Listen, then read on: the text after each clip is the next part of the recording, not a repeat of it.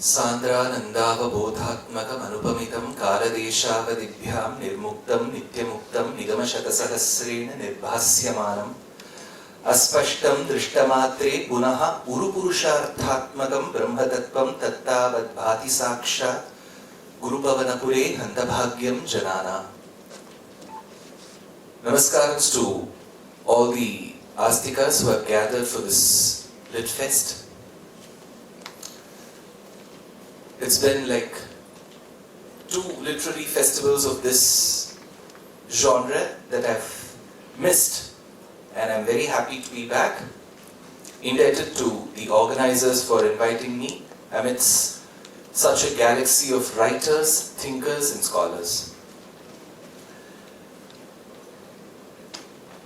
The word Verandah Club itself is quite unique. I'm sure when we had houses that were actually grounded, we had the luxury of having a place outside the house where people could gather and speak. But veranda, when it, instead of getting elongated towards the front and goes in the middle as the longitudinal portion, it's called as Dehadi in Sanskritam. And in Tamil Nadu, in the 6th century, you had 3 great thinkers called the Poigayalvar, Budattalvar and Peyyalvar, who are said to have gathered in one such way, and was born the Narayana Divya Prabandham, the compendium of the 4,000 verses. So, veranda is just not a place where people take their filter coffee and chat. It can also give rise to a prabandham as rich as this. So, Verandah Club has been there and done that.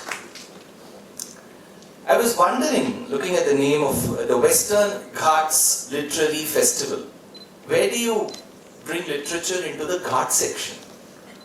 Right, you rightfully have elephants going through the Ghats. Where is literature? I was wondering. But then the topic came to me as from the epics. Itihasa Puranabhyam Brahmaye Vibheti Alpashrutat Vedat Mamayam Pracharishyati is a shloka. Itihasa Puranabhyam. So the solution come from the Itihasas. It happens so in the Kishkindha Kandam, because I come from the land of Karnataka where Kishkindha literally is. And Sugriva had to keep his promise up. There was a MOU signed between Sugriva and Rama. Both of them had lost their wives. And Hanuman and Lakshmana facilitated the both of them coming together. Though none of them aspired for a Nobel Prize, both of them still came together and nobody broke the ceasefire between the both. So, when each of them promised, there's a shloka, Sita Kapindraha Kshanada Charanam Rajiva Hemojjvala Nopamani Sugriva Rama Pranaya Prasange Vamani Netrani Samam Sphuranti, says Valmiki. So the pact was, I will help fetch your kingdom, Kishkindha, back to you and your wife Ruma. In return, I am hopeful that you will help in the process of searching Sita. And Sugriva said, well done, I promise. Rama immediately sincerely helped that process where he said, go summon your older brother for the duel. And Kamban, the Tamil poet, says, Edutturappi vandu por eduttiye radarpanan nadithalangal kottivai madithadutturangu thol urangu valithin sevi thulakkane. And he summons Vali, and Sugriva have a very bloody duel. If you go to the 9th century temple of Bantai Sre, which is in the outskirts of Siam Reap in Cambodia, you see a beautiful depiction of Sugriva and Vali fight. So, but Rama couldn't help that day. And Sugriva was badly bruised, and he came home and he said, Rama, I trusted in you and I went see what has happened. And then that is when Rama says, you both look alike. So it would have been a grave mistake to have shot, and if I had shot at you, it would have been a bigger apachara, because you have sought asylum in me, and it is wrong to have killed a person who has sought asylum. Then there is a beautiful garland of Gajapushpi which is garlanded around Sugriva after they attend to Saptajana Ashrama, Saptapsaras, and then the battle continues, the duel continues, and finally the arrow is shot at Vali, and Vali has a volley of questions to throw. You know, you can talk like T. Rajendra at times. Vali has a volley of questions to throw at Rama, and Rama patiently listens. Even before Stephen Covey said, listen first to understand and then be understood, Rama listened. He didn't need Stephen to actually teach him how to listen. So Rama listened very patiently, and then he answers every question with such clarity. Done. Then comes the period of the rainy months, Shravana, Bhadrapada, then Ashvayuja, and then Kartika. He says that the Vanaras who are under my control can't go. They catch sinus very fast, so they can't search for Sita during these rainy months. Hold your reins and let's wait for some time. They wait for some time. Sugriva hasn't replied. Then Rama gets really angry, perturbed. He sends his brother Lakshmana to go summon Sugriva, why there has been such a delay. That time, Sugriva says, Lakshmana says, Goganaha, Brahmanagnaha. So he gives on the list of sins that have atonement, that have prayaschittam. And towards the end he says, there is no prayaschittam if a person has promised something and then doesn't deliver on it. So I'm sure he would have had the election manifestos in his mind. Because you promise so many crores of jobs and you know very well that it won't happen, but still you promise. So Lakshmana was a forethinker. He did say that. Then Sugriva comes. Tara gets out of the inner apartment. He was completely lost in those pleasures. Sapraskhalantim madavihvalakshim pralamba kanchi guna hemasutram salakshana lakshmana sannidhanam jagamatara namitangayashtihi. She has a staggering walk, and then she comes in the forwards, and she asks Lakshmana, Kim kopa moolam manujendra putra, how dare you get angry, Lakshmana? Lakshmana said, see, it's a promise you have made. You should be asking a question to yourself. And finally Sugriva was told by Hanuman, go freshen up and then help Rama. Now Sugriva lays a beautiful atlas in front of him. He says these Vanaras will go in the east, these Vanaras will go in the north, some in the west, some in the south. So he completes, he asks his father-in-law, Sushena, see, he has married Tara. So Tara's father now becomes his father-in-law. So Sushena is sent in one direction, Shatabali is sent in one direction, Vinata is sent in one direction, and towards the south, the young, the youth India, Angada is made the chief. Then he has to say from where he has to search. He begins from Narmada, Krishnavena, Mahanadi, Vardha. Varada is Vardha, the river in Maharashtra. Then he continues to Mahishaka. Mahishaka is the Mysore Prantiya. Then Andhra, Chola, Kerala. Then he speaks about the Western Ghats. That is where he says, in the Western Ghats, you will be coming across elephants. See, it's there. Then he has to talk about the literary festival. The elephant has come. Where he will talk about the literary festival, that is where he says, there is a peak that receives the rays of the sun, Aditya Sankasham, where Agastya sits. So Agastya Maharishi sits there. When Agastya is there, there is knowledge. How do we associate with the culture of this bhumi? See, it's a very tricky thing. In the Uttarakanda, it is said that Hanuman was born to Anjana Devi, to Kesari, and in a cave, and then he was tutored under Surya. That is when there is a word called Vyakarana. There is no mention of Navavyakarana. 9, we generally say is a Navavyakarana Pandita, right? There is no mention of Nava there. There is a mention of Vyakarana. To which the commentator asks, what Vyakarana? Because it could have not been Paniniya Vyakarana. Panini just had come 2500 years back. So he says, Aindram. This is the name of the grammar which is mentioned. So Aindram is the Vyakarana that Hanuman has mastered under Surya. How is that connected to this land? Immediately somebody will take a portion. Tamil Bhumiyil Parpaniyathai Tinithu Vittar Ivar. ஏன் சம்ஸ்கிருதத்தில் தான் கூற வேண்டுமா, தமிழில் கூறக்கூடாதா? But I am very hopeful that they get the pronunciation of Tamil right. So Tamil கூறக்கூடாதா. This is where Tolkapiyam says, see, we believe that Agastya crossed the mountain ranges of Vindhya. Agastya, Aga, he has crossed the mountain ranges and then he came from Maharashtra to Tamil Nadu and was going between this geography. He is said to have had a disciple, a Sishya called Tolkapiyan. Tolkapiyan, the student of Agastya, was the one who used to note the minutes of the meeting in the literary summits of Pandya Desha. Because before Madurai, the erstwhile capital of the Pandyas was called Kavatam. In our Tamil Grantham, we call it as Kapatapuri. And in the Ramayana, Sugriva says, go search for Sita in the Kavata of Pandyas. Pandyanam Kavatam, he says. Then he also says that this city has been guarded by the snakes. That is why in Tamil we call it Alavai. Madurai, Alavai means where the mouth of the snake touches its tail. So it's called Bhogavati. That time he says, Pandyanam Kavatam.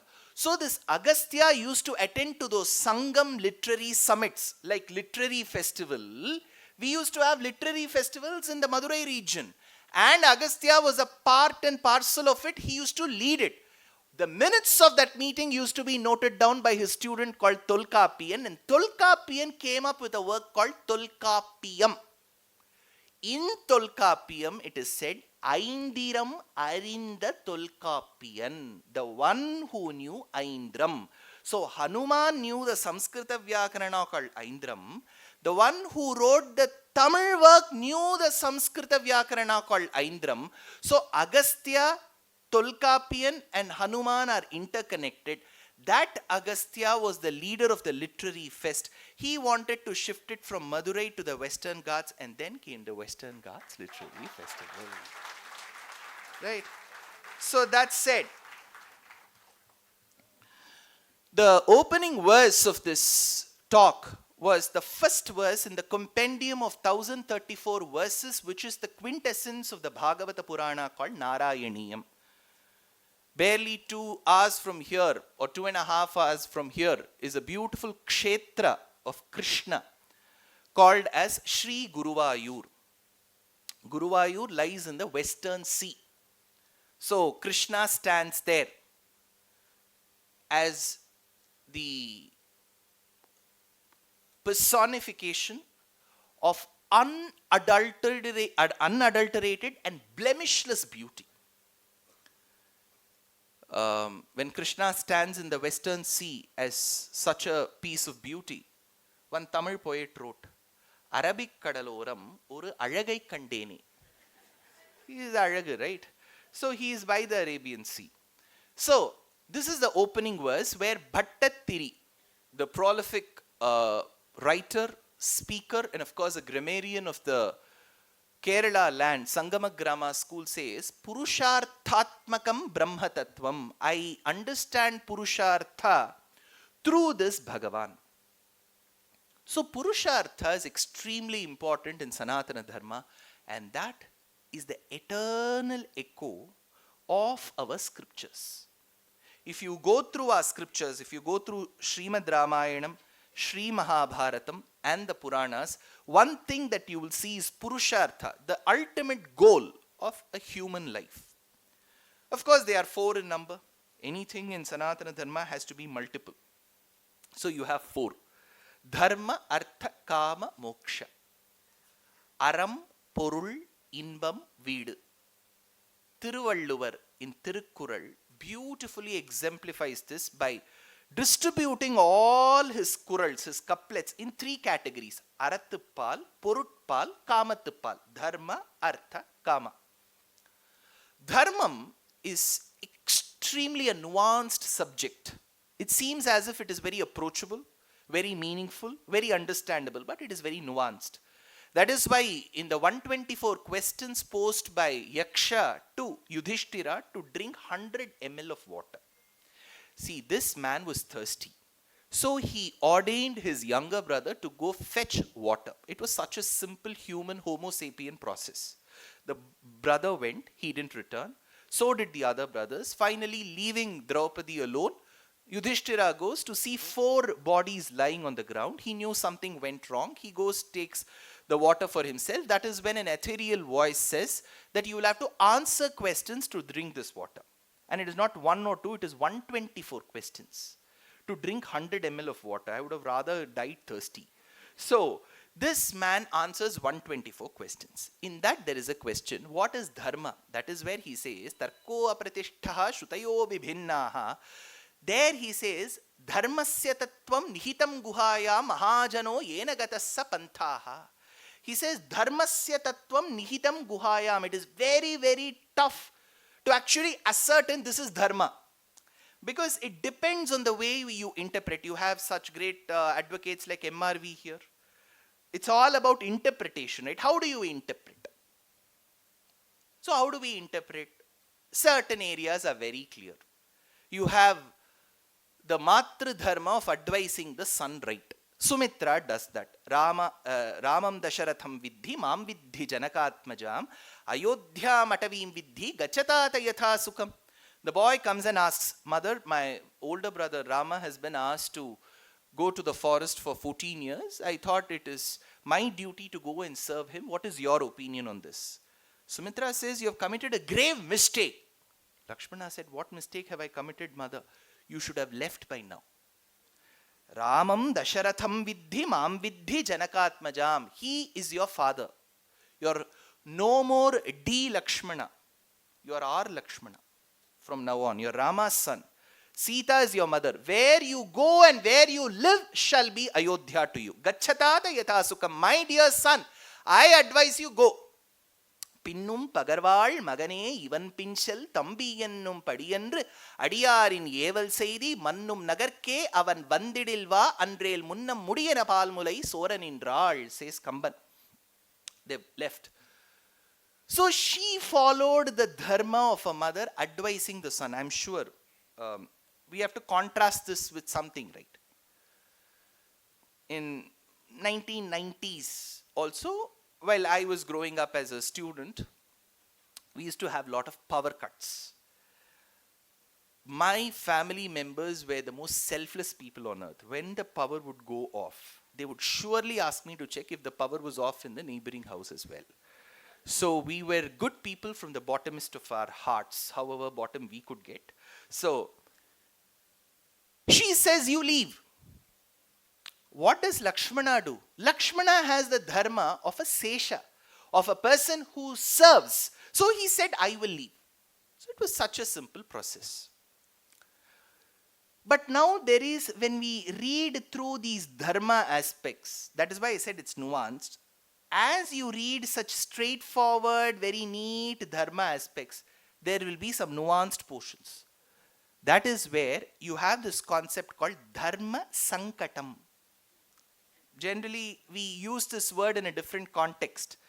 Dharma sankatam is not about choosing dharma over adharma. We use it in that context, that there is adharma, this is dharma. So then there is dharma sankatam. Dharma sankatam is when there are 2 dharmas and which dharma to choose. See, if you take up Lakshmana, he had a dharma of being the husband to Urmila. That was also his dharma, pati dharma. But he chose the dharma of serving his elder brother over being the dharma of being a husband to Urmila. Because this is a question, an eternal, I don't know whether it's an echo, but at least it's a question. People come and ask, what do you think about Urmila? She recently fought an election in Bombay. So, what do you think about Urmila? You know, see, it's all about the poise and the pauses that you take to make you sound intellectual, right? It's all about, what do you think about Urmila? What do I think about Urmila? Urmila had no worries. See that Lakshmana has left. So she was okay with him following his Sesha Dharma. But there are eternal questions that come in Dharma Sankata itself. For example, when Dasharatha has said, Sumantra, come here, make arrangements for the Yuvaraja Pattabhishekam of Rama. Bharata was not there. Any sensible father would say, send a message to Bharata, let him join us in this joyous occasion. Let him be a part and parcel of Rama's Pattabhishekam. You know what he says? Kintu chittam manushyanam anityam iti me matam. Sumantra, humans are very fickle-minded. So we will do it in the absence of Bharata. Why? Because in the 105th Sarga of Ayodhya Kandam, Rama reveals that Dasharatha had promised Kaikeyi's mother that the son born to Kaikeyi will be the Yuvaraja of Ayodhya. So he has made a promise. That's why he said it's an election manifesto. When you know this will never happen, yet you make a fool. Now Dasharatha has promised, so it has become dharma to follow that. But then now he says, no, the eldest son as per Article 54F and 94B. The oldest son has to become, then why did you make that promise? This is where Dharma Sankatam lies. There is a promise made earlier. There is a dharma as a Raja that he has to do. Which one to follow? That is Dharma Sankatam. Between two dharmas, what you choose. A woman needs to be respected. Manu keeps on telling this. Yatra naryastu pujyante ramante tasya devataha. Then why did Rama kill Tataka? Why did he have to humiliate Shurpanaka? All these are questions not asked of the festivals now. It has been asked in the commentaries itself. But there is an answer given. This is where it gets very nuanced. So to see Dharma and Dharma Sankata. So, but Dharma has to lead you somewhere. Where will it lead? For example, Jatayu. Jatayu was a scavenger. Akshunya yoga patham agrahyatam Jatayum tiryanchameva bhavatam, says the Acharya Kuresha. So, Jatayu had no qualification to even institute a Brahma Vidya. But he gets, Rama says, I grant you moksham.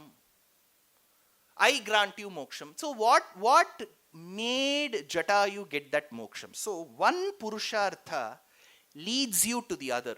He followed the dharma of being a true devotee and a person who has truly served Rama, and that gave him the other Purushartha called moksham. Not everybody who did this first Purushartha had the entitlement to get the last Purushartha. Dasharatha was the father of Rama. We never ever say Dasharatha moksham. He must have been reborn somewhere, or he must have got some place where Rambha, Urvashi, Tilotama dance. But we don't call it moksham because it is not essential that one dharma leads you to the, one Purushartha leads you to the other. Whereas in certain cases, it does lead. Now coming to the concept of artha. Because we often see the only Purushartha as moksha and the other three Purusharthas as inferior. Not essentially. In Sanatana Dharma, all four Purusharthas have their place. And it is very important in what limit they are. When in fact Lakshmana goes taking the message of Rama to Sugriva, he says, Sugriva, you were expected to follow Dharma, Artha, Kama. You were supposed to engage in Dharma in the mornings. In the afternoons, you were supposed to be engrossed in methods to accumulate Artha. In the evenings, you were supposed to engage in Kama. But all through the day, you are engaged in Kama. This is where it goes wrong, he says. So there is, see, when I speak about this morning, afternoon and evening, there is a prahelika in Sanskritam. Pratardyutah prasangena madhyahne stri prasangataha ratrau chaurya prasangena kalo gacchati dhimatam.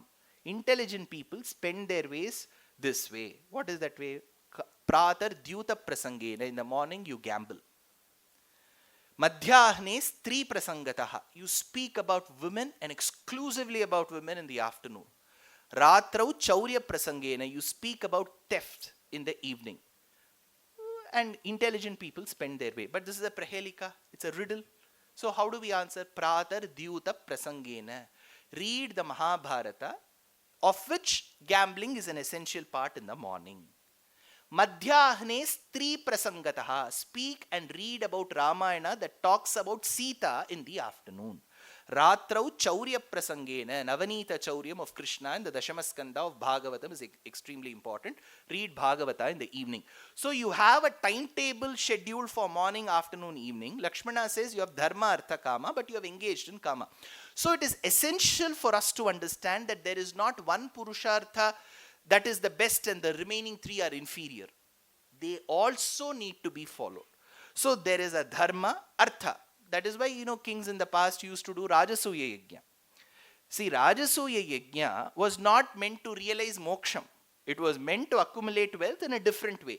That is why in the Uttarakanda of Ramayana, when Rama says that I need to do Rajasuya Yajna, Bharata consults. He says, Rama, please don't engage in Rajasuya Yajna because you will end up having many enemies. Rather do an Ashwamedha Yajna. And that is how Ashwamedha comes into picture. So there is a Dharma, Artha, Kama. This is another part, poor that Maharshi called Vatsyayana wrote Kama Sutras. He had a lot of things, such nice things to say. But today when we propagate his Kama Sutra, it is all in a way that we want it to be. But if you read the original book, it has so many nicer, finer aspects of life. So Kama is an equally important thing because it's always an assumption. He is a sannyasi, so he will get moksham or he has the ability to grant moksham. We are all grihasthas. We are all wearing a panchakacham of some brand. And so we are not entitled for moksham. Not essentially. In Sanatana Dharma, sannyasi, the meaning of a sannyasi is not only the person who wears kashayam.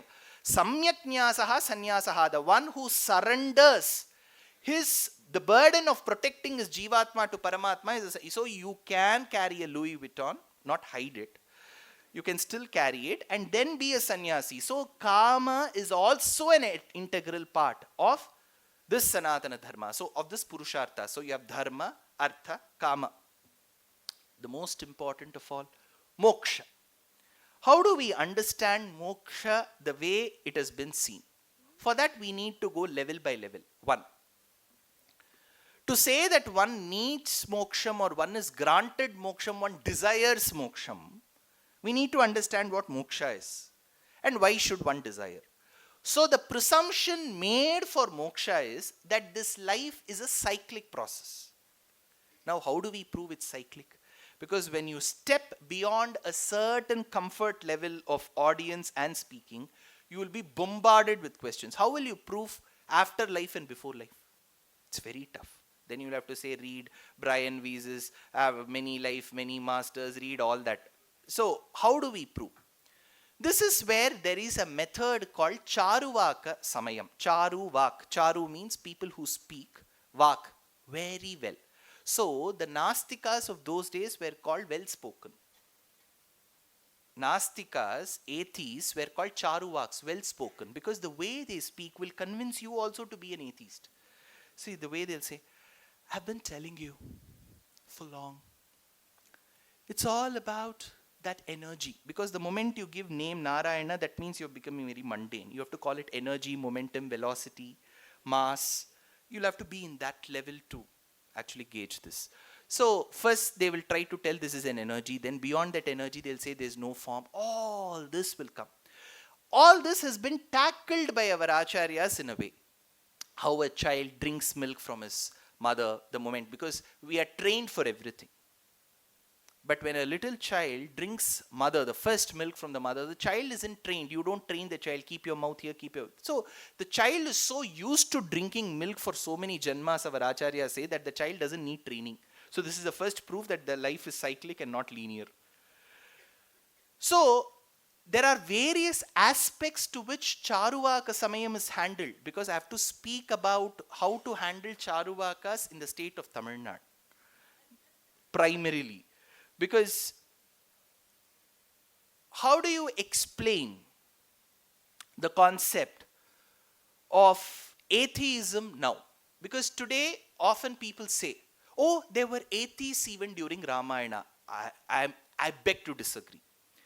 The atheists during the Ramayana, because they often quote Jabali, the atheists of those times were extremely conversant with the Vedas. They had to read the Brihaspati Sutras to even refute that there is no God. So, to compare a Jabali with all these people who rise up to the occasion and say something on the mic is not even a right comparison. Now, let's keep that aside. How to handle the Charuvakas? Because Charuvakas say there is life, but there is no concept of Atma. There is no concept of Atma within the Panchabhautika Sharira. There is no concept that this Atma leaves this Sharira and goes to another body. So they believe that don't believe in the cyclic nature of life. This has been handled very well by various acharyas. There is a Sarvadarshana Sangraha by Sayana Madhava. There is a Paramatha Bhanga by Vedanta Deshika. How they have handled. And even Rama refutes it. When Jabali speaks all this, because why does Jabali speak first of all in the Ramayana? Bharata is bent upon that Rama has to reach Ayodhya. He says, you don't have to listen to my father's words and mother's words, you return to Ayodhya. And that is where he says, don't make me a parivetta. Can anyone tell me what is a parivetta? Just guess. Who is parivetta? Atta we know. Who is parivetta? See, in Dharma Shastras it is believed that if there are two brothers, and the younger brother gets married before the first brother and starts performing Agnihotra, he incurs the sin of being a parivetta because he has not waited for his older brother to marry. So in the Ramayana, Bharata says, don't make me a parivetta. But this is not apt because both were married. Then what did he mean? Because a king, by becoming the king, becomes the husband to Bhumi. So he becomes Bhupala. So you're married the moment you become a Raja. So if Bharata becomes a king before Rama does, that way he will become a Pariveta. That is when he says, Rama, you have to reach Ayodhya. But Rama says, no, I've made a promise. It's been reported to the media that I'll be there in the forest for 14 years. How do I go back? That is when Jabali comes into picture. He says, Rama, what is this Pitruvakya Paripalanam? What is this Idli Kadai? Why do you have to listen to your father? What is this all about? Father has gone. Do you know his Atma has left the body? How have you seen the Atma go? Do you think if you believe that you can offer pindams here and your father will get his hunger done, satiated, then for a person who's traveling, see that's the belief. Look at the way he says. He says, for your forefathers you offer pindam. What is your belief? That all their hunger will go away by me offering pindams in Papanayakan Palayam or whichever place you want. I will offer pindams here. Somewhere it will get, wherever that Atma is in, whether it's in Syria, Ukraine border, wherever it will get quenched. In that case, Jabali says, then for a person who's traveling, you can eat. See, somebody has left for the airport and they forgot to carry their food. They'll be hungry now and you eat. Then it should happen. Jabali says this in Ayodhya Kandam. Rama listens to all this patiently. That's Rama's, Krishna would have just killed him that moment. Rama patiently listens. Then he says, Jabali, I have an opinion. Can I state? Jabali said, of course. You have the freedom to express. Say. I thought my father was blemishless in his administration. He has committed a grave mistake. Jabali asked, what mistake did your father commit to have you as a minister? A Nastika should never be a minister, he says. What do we do? So, when we have the entire cabinet. Now, so the basis of moksha is to understand that Atma is different from Shariram. Atma is eternal, Shariram is Anityam. The Atma leaves the Anitya material Panchabhautika Sharira to go to another body, and this process continues. So there is a cyclic nature. Punarapi Jananam, Punarapi Maranam, Punarapi Janani, Jathare Shayanam. It's a cyclic process. So ultimately in one Janma, this Jivatma will realize, oh, this is a cyclic nature. I need to exit this vicious circle. This thought that I have to exit this vicious circle will lead him to the reading of the scriptures. The reading of the scriptures will lead him up to various instances where people have desired for this and obtained it. That concept where you want to exit the vicious circle and get out of it and then seek salvation is called moksham. That moksha becomes the fourth purushartha. Now, how do we realize this purushartha, which is the eternal echo of the scriptures? That is when the Upanishads come into picture. Because there has to be, see, it's all about the way you acquire that knowledge and how you tune your mind. How do we tune our minds? That is when the reading of the scriptures and thereby realizing what is there in the scriptures becomes very important. That jnana becomes very important. That is where the concept of Brahma Vidya comes. That Brahma Vidya is 32 in number. This is how Vyasa has detailed it in the essence of the Upanishads. So you have 32 Brahma Vidyas. One such Brahma Vidya is Bhakti Yoga. Bhakti Yoga is also called sadhana. How do I understand Bhakti Yoga in detail? Read chapters 7 to 12, which is a part of the Bhagavad Gita, because those 6 chapters talk about Bhakti Yoga. In that there is a 9th chapter called Raja Vidya, Raja Guhya, the secret of all Vidyas. That is again Bhakti Yoga. So this Bhakti Yoga is what will lead you. Now, after understanding the details of Karma Yoga, Jnana Yoga, Bhakti Yoga, Arjuna is a bit lost because his simple question was whether to fight or not. See, he had a question whether should I fight or not. Krishna, you seem to be, though we are of the same age, you're wise, you're wiser, you seem more intelligent, you know how things happen. So you advise me. Krishna should have just shown his eyes that looked like 1,000 smelting suns blazing together and said fight. Or he should have said fight. He went on detailing Karma Yoga, Jnana Yoga and Bhakti Yoga. Arjuna forgot what he asked. It was a simple question whether I have to fight or not. And this man is going on and on about Bhakti Yoga. Finally he said, Krishna, fine, I will fight. So because he was worried if this man will continue beyond 700 verses. Because as such it is 18 chapters. So that is when Krishna finally says, Sarva dharman parityajya mamekam sharanam vraja aham tva sarva papebhyo mokshamicha. Now when he says Sarva dharman parityajya, abandon all dharmas. Now that's how English interpretation, our Grokacharya.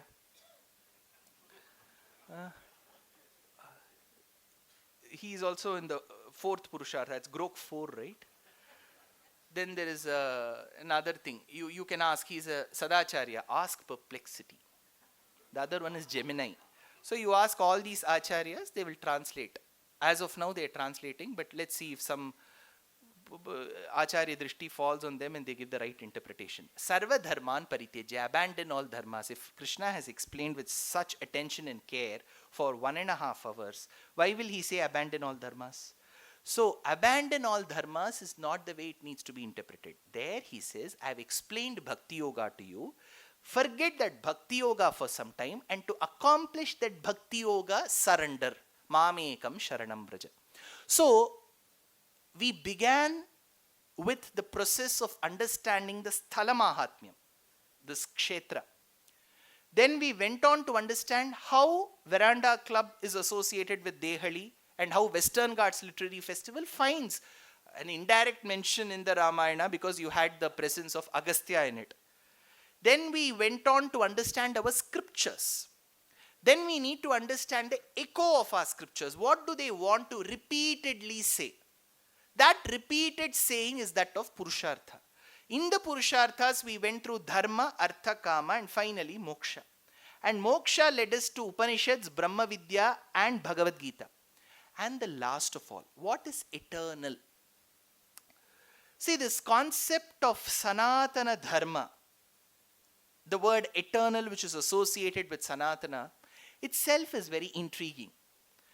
Because when we believe that creation began with Swayambhuva, Manu and Shatarupa, that means we are fixing a date. Then how do we say Sanatana? This is where the concept of karma comes into picture. When we used to learn Shastras, there used to be a pertinent question. We say if we are suffering now. You're all seated for the lecture, right? So, then what we often ask this question to the other person, assuming the neighboring person is wiser. You ask him or her, why are we suffering? The answer given is karma. Because of our karma, we are suffering. Then there will be another question. I'm sure you would have come across this question. Then what about the first janma where that karma began? Have you heard of this question somewhere? How do we answer this? So we had this question. Because somewhere it has to start. So there will be a first janma. That time, did we have an already deposited karma in our account? Or how do we answer this? That is why our Acharya state, it is anadi karma. There is no beginning. Then again it has a logical fallacy there. You have to say there is a beginning. This is where the answer is very intuitively given. It doesn't mean that it didn't have a start. It means that you are not aware of its start. There would have been a start. I don't know the start. Similarly, when we deal with this concept of Sanatana, we interpret it as eternal. But what we need to intelligently say is, there could have been a start, but I am not aware of that start. Until I am aware of that start, it will remain eternal. So this eternal echo of our scriptures simply talks about the Purusharthas, and that is the basic purpose of our scriptures. Last of all, when we deal with our scriptures, I've repeated this in many of my lectures. Pujya Shri Dayananda Saraswati used to state, how will a Hindu welcome his friends of other religion to his scriptures? He would say, welcome to my library. Because we don't have one book, we have plenty of books. The good thing about plenty of books is it offers you a variety. The difficult part of plenty is you have to read all of them. See, it's a tough thing, and the numbers just keep increasing. Vishnu Purana, 6,000 verses. Go to Bhagavata, 18,000. Ramayana, 24,000. Sapada Laksha Grantham, along with Harivamsha, it is said it crosses over 1,00,000 for Mahabharata. Put all this together, it will lead you to 2 lakhs. Then you've got 18 Puranas. Barring these two, you will have the 16 other Puranas. It will lead you to 4 lakh verses. And all this is under the assumption that Bibek Debroy would have translated all of them. Right? Because so the thing is, how do we read so many books? This is where the shloka that I cited at the start comes to our rescue. Itihasa Puranabhyam. Itihasas dominate or have better prominence than Puranas. So Ramayana and Mahabharata are essential for us to understand. There will be another question. Sir, these are all stories. Rama went in search of his wife. His wife was abducted. He should have been careful. His wife was abducted. See, Krishna had so many wives, none of them were abducted. No, that's another argument that's given, right? So, he had so many, none of them were abducted. Here, Rama had one that was abducted. So, this will come in support of a lot of politicians who will say, see, that's why we told. One wife means they'll get abducted. So, the problem is, when we understand the scriptures as just detailing somebody's life, we have lost the plot. Ramayana is not about one brother being asked to go to the forest for 14 years and then he goes, Sita is lost. It has a beautiful undercurrent of a philosophy in it. You will have to carefully unwrap that beautiful history presented to us to see the philosophy. The moment you start seeing that skeleton of the Ramayana and Mahabharata, your understanding of the Vedas and Upanishads becomes extremely easy. That is why the shloka says, Vedas and Upanishads were worried, it seems. They were worried. What if somebody of Sanatana Dharma reads us first, without reading the Itihasas and Puranas, he will misinterpret and misunderstand us. So the right way to touching the core of Sanatana Dharma, which is the Vedas and Upanishads, is to understand the scriptures, mainly the Itihasas, so very well. So, Itihasas and Puranas are just not stories. Those scriptures become the eternal part of our understanding of the core concept of the Vedas and Upanishads.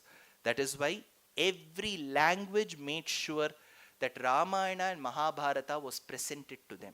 You had a Kamban and Arunachala Kavi who presented Ramayanam in Tamil. You had Tunjattu Ramanuja Eluttachan who presented Ramayanam in Malayalam. You had Mulla, Ranganatha and Tyagaraja and great acharyas who presented that in Telugu. You had Kumara Valmiki in Kannada. Every language, you will have a Bhanu Bhaktacharya in Nepali. You will have a Jagan Mohana in Odia. Why? Because only when you understand the Ramayana and the Mahabharata, understanding the core of the Vedas and Upanishads becomes very, very easy. I can go on and on about the eternal echo of our scriptures. You will see a plethora of great writers, a lot of them whom I respect, know. They will be talking to you. There are plenty of book launches, and I'm so happy to see very, very young school-going students who are a part of this lecture. Trust me, the other sessions will be interesting. So, this city of Coimbatore has been such a welcoming city to me as an Astika. Right since 2011, this is 2025, for 15 years, I would have rendered at least 300 plus discourses in 40 to 45 temples, sabhas, venues. So, literally somebody has to construct another temple. I wish they don't. Let's maintain the existing ones. That itself is a big problem. So, let's maintain the existing ones. So, this city has been so welcoming. And hailing from Bangalore, I don't sweat. So that's another way that it reminds me of my hometown. Very welcoming people, as Shefali ji said. It's such a city that welcomes people with such love. And I'm delighted to be a part of this literature festival. And I would like to thank Jagannathan for being the one who will always ensure that there's communication in the right way.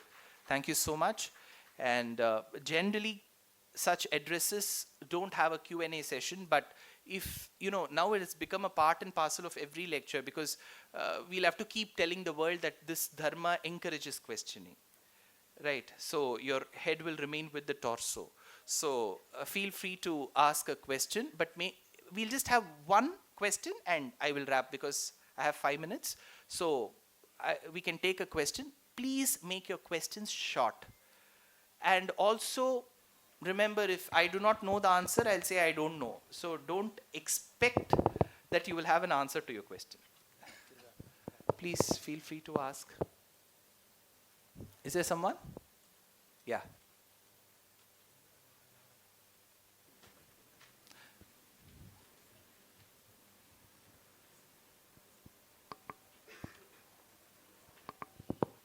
Is there a mic, or she can come forward if we can save time? Hari Om sir, it's such a bliss to attend this, first of all. Thank you so much. And I beg my pardon for my ignorance to ask this question. While talking, you mentioned that Rama told that I grant you moksha. Generally, it is said that Rama never claimed that I am Daivam. Krishna always said. So, how he can say that, can a human grant moksha? That's my question. Okay. So, I'll just make this question, I'll repeat this question. When we believe that Rama Avataram is a Manushya Avataram, and Rama in over 6 places has claimed in the Ramayana from Balakandam to Uttarakandam, Atmanam Manusham Manye Ramam Dasharathatmajam. I am a simple human being like you all, 2 hands, 1 face, 2 eyes, 2 ears. I'm just a human being. So he keeps telling I'm a human. So her question was, pertinent question was, if that be so, if he has stated that he's a human can't grant moksham. You see so many road kills in the highways of the US. You see an antelope dying. Oh antelope, I grant you moksham. Gachalokan anuttaman. The antelope will give a nasty stare at us and will ask, will you go? to even grant me will you go? So her question was, if Rama says he's a human being, how can he see? All that he can do is, he can embrace Jatayu and kiss Jatayu and say you're very nice and all of that. I'm indebted to you, I'm grateful to you. Why did he have to grant moksham? How could he grant moksham? But he says, Gachalokan anuttaman. See, it is true that Rama claims in many places that he's a human being, and Krishna didn't have that worry at all. He lifted the mountain, he danced on a snake, he had 4 hands after Kamsa's. So he kept on telling that I am Vasudeva Sarvamiti. So the question doesn't come with Krishna, it comes only with Rama.